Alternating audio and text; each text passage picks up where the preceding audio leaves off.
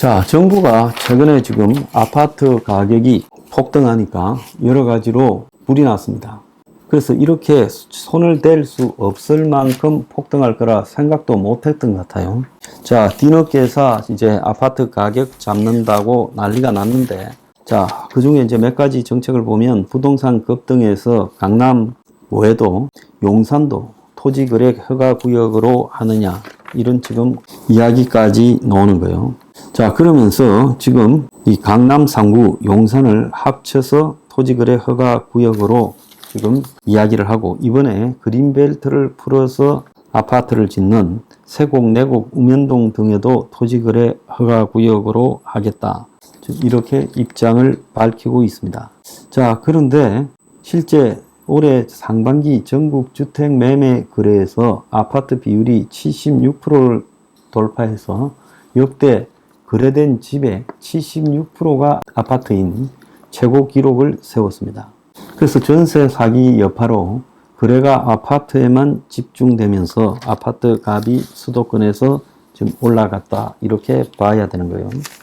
자, 이뿐만 아니라 집값 잡겠다고 디딤돌 버팀목 대출, 정부가 한때는 이걸 갖다가 장려하고, 자, 이걸 받아서 집 사라 해놓고 금리를 최대 0.4% 올리기로 했다는 거예요. 서울 아파트 값이 20주 연속으로 올랐다는 거예요. 지난주에도 0.26이 올랐다래요. 자, 그러다 보니까 정책금융 금리를 올려서 대출을 갖다가 지금 조이기 시작했다. 신생아 특례와 희망타운 금리는 유지하기로 했다, 이렇게 말을 하고 있습니다. 그래서 디딤돌 대출 같은 경우에 지금 3.95%까지 오르고 버팀목은 3.3%까지 오른다고 하고 있습니다.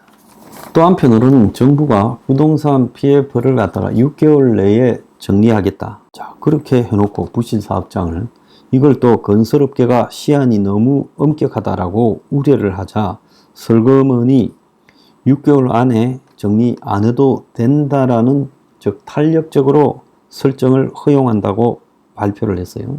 그래서 이제 도저히 회복 가능성이 없는 경공매 사업장을 좀 더 기다리도록 허락해준다라고 하면서 건설업자 손을 들어주고 있습니다.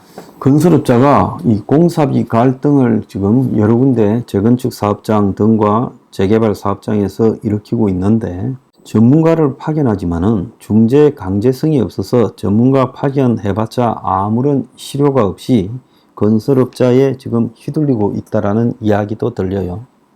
또 한편으로는 정부의 88 대책에 빌라 등 비아파트 시장을 활성화하겠다면서 거기에 지금 임대인을 지원하겠다라는 내용이 들어있는데, 그래서 정부 빌라 임대 수요를 늘리기 위해서 신축 소형주택을 사면 취득세, 종부세, 양도세, 또 산정기준주택수에서 해당 주택을 제외하는 기한을 2년 연장하기로 했다고 합니다. 이거 뭐 대부분 사람이 모르죠.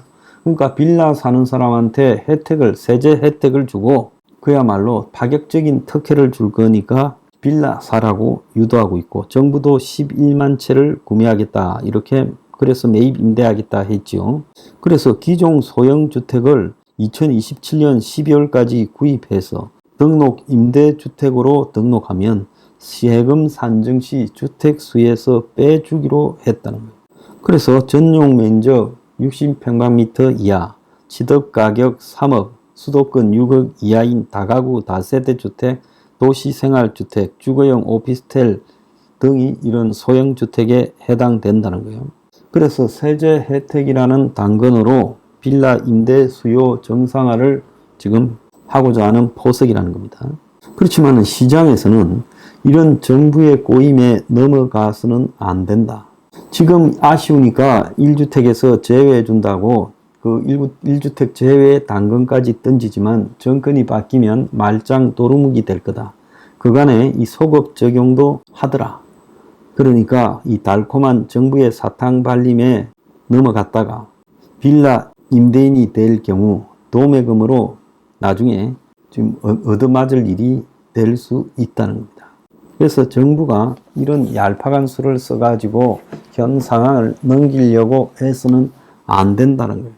문제는 7월 달에도 서울 아파트 거래가 급증을 했어요. 4년 만에 최다 거래량 매매가 전고점을 돌파한 단지도 있지만은 너무 올랐나라는 부분, 미국발 지금 경기 침체 공포, 비수기 등이 겹쳐서 8월 달에는 지금 주춤하고 일부는 뭐 경기도에 확산됐다고 호들갑을 떨고 있지만 제가 볼 때 그동안에 안 팔리던 미분양까지 일부는 팔리고 있다 말하지만은 8월 달을 기점으로 아파트 경기가 저는 숨이 죽을 거라고 보고 있습니다. 왜 그런가 하니 지금 오를 만큼 올랐고, 자, 그래서 이제 실수요자들은 현재 가격에서 살 수가 없어요.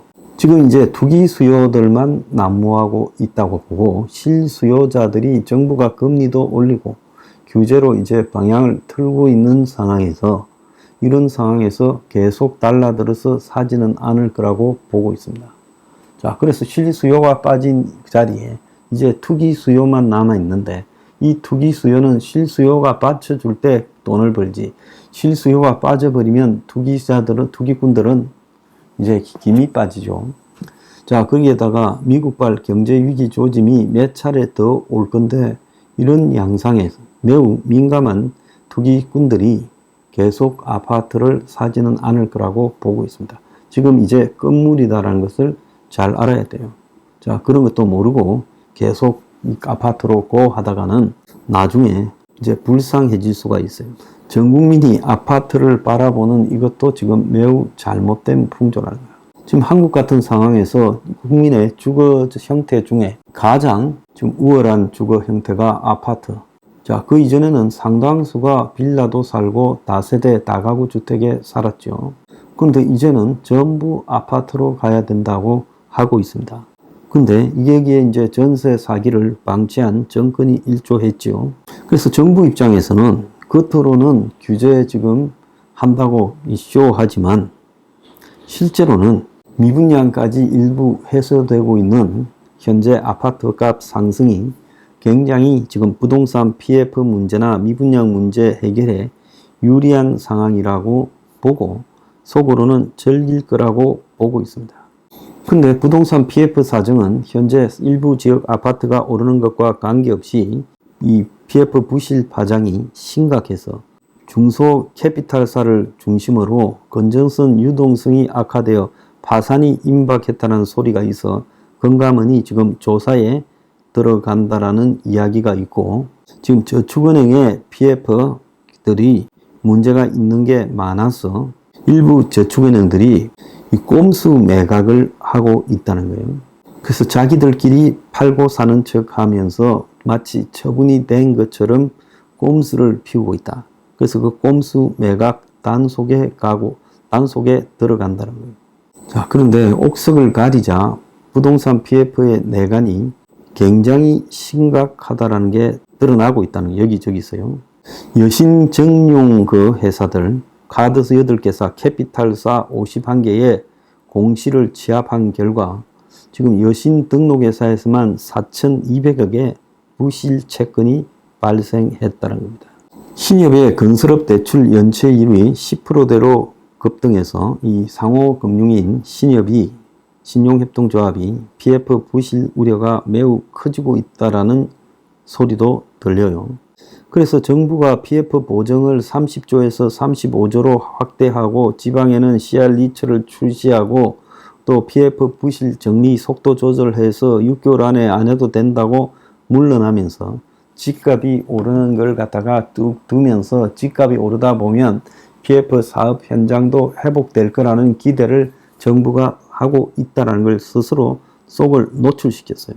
그러면서 최근에 건설업계 애로를 직접 듣는다고 건설업계와 지금 대화를 하고 있습니다. 자, 정부가 진정으로 원하는 것은 뭡니까? 이 부실한 PF를 정리하고 이런 부실이 생기지 않도록 막는 게 아니라 집값을 올려가지고 부동산 PF 막아주는 게 정부가 진짜로 원하는 목적이고 그래서 지금 각종 88 대책이라는 것도 뭔가 정부가 하는 듯이 보이는 것이지 실제로는 쇼다 이런 겁니까? 그래서 속마음은 그래도 집값이 올라가기를 바라는 겁니까? 정부 스스로가요, 마음이 투명하지 않은데 어떻게 부동산 문제를 해결하겠어요? 이러다가 이제 부동산으로 큰일 날 정권이 될 겁니다.